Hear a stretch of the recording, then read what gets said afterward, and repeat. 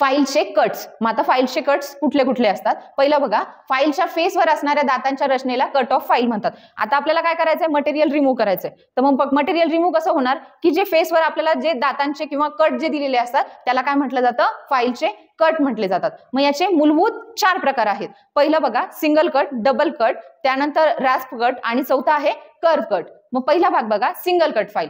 तर मग single cut दातांचा teeth किंवा कोन जो असतो हा 60 डिग्री असतो. ठीक आहे, हा किती डिग्रीचा असतो? 60 डिग्रीचा असतो. त्याच्यावर जे आपल्याला टीथ इन्क्लाइंड फॉर्म मध्ये दिलेला आहे तो कंपल्सरी किती डिग्रीचा पाहिजे? 60 डिग्रीचा. तेव्हाच त्याला काय म्हटलं जाईल? सिंगल कट फाईल म्हटलं जाणार. मग त्याच्यातून ज्या चिप्स निघतात जेव्हा आपण फायलिंग करतो, ओके, त्याच्यातून ज्या चिप्स निघतात त्या कशा असतात? त्या रुंद असतात. ओके, रुंद म्हणजे कशा? त्या मोठ्या मोठ्या असणार. बारीक पण कशा असणार? त्या रुंद असणार. नंतर बघा, या फाईलचा उपयोग मग कुठल्या मटेरियलला कट करण्यासाठी होतो? की जसं की ब्रास आहे, ब्रॉन्झ आहे, ॲल्युमिनियम आणि कॉपर आहेत. असे जेव्हा धातू असतात तेव्हाच आपण काय करायचं?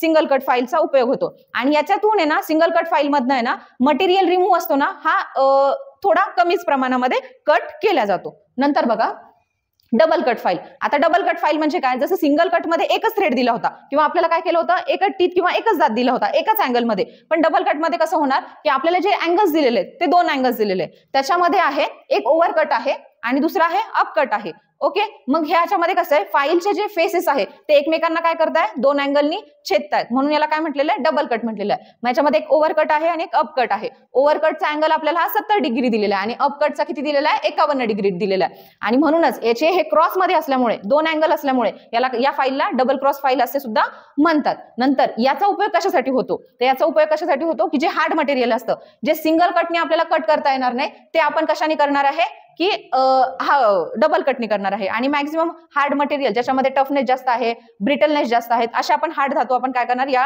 फाईल मधून कट करण्यासाठी आपण याचा वापर करणार आहे. तिसरी फाईल बघा, रॅस्प कट फाईल.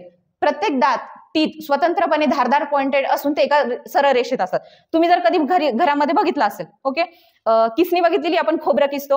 ओके, तर जे खोबरं किसतो ना त्याची जी किसनी असते ना त्याच्यावरचे जे टीथ कधी बघितलेले ते थोडेसे ना इन्क्लाइंड अपवर्ड असतात. म्हणजे ते कशासाठी असतात? त्यांनी आपण काय करतो? मॅक्झिमम मटेरियल रिमूव्ह करतो. आपण जे खोबरं त्यावर किसतो त्याच्यातून आपल्याला जो किस भेटतो तो आपल्याला जाड भेटतो का बारीक? तो जाड असतो. ठीक आहे, त्याच्यातून म्हणजे एक प्रकारे समजून घ्या की आपण मॅक्झिमम मटेरियल रिमूव्ह करतोय. जसं की याचं उदाहरण आहे किंवा याचा उपयोग कुठल्या मटेरियलवर केला जातो? लाकूडमध्ये, लेदर आहे किंवा इतर जे सॉफ्ट मटेरियल आहे स्पेशली आपण त्याचा उपयोग करणार आहे.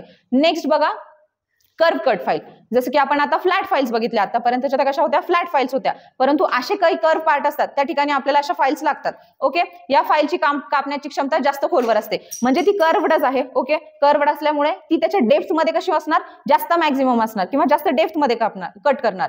तसेच या कटला काय म्हटलं जातं? विंगसन कट किंवा मिल्ड कट असे सुद्धा म्हटलं जातं. नंतर बघा, याचा उपयोग कुठल्या धातूंवर होतो? मग ॲल्युमिनियम आहे, टीन आहे, कॉपर आहे आणि प्लास्टिक असे जे नरम धातू असतात त्याच्यावर याचा उपयोग केला जाणार आहे. नंतर बघा की आपण एक स्ट्रक्चर बघणार आहे. या चारी पण याचा आपण एक स्ट्रक्चर बघणार आहे.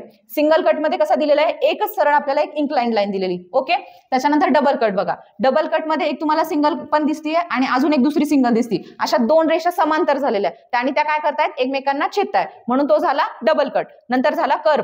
कर्वचं स्ट्रक्चर कसं दिलेलं आहे? स्ट्रेट न देता तो कसा दिलेला आहे? कॉन्केव्ह किंवा कॉन्व्हेक्स फॉर्म मध्ये दिलेला आहे. ओके, दिसतोय तुम्हाला थोडासा सर्क्युलर. आणि चौथा आहे रॅस्प. रॅप्स मध्ये कसं?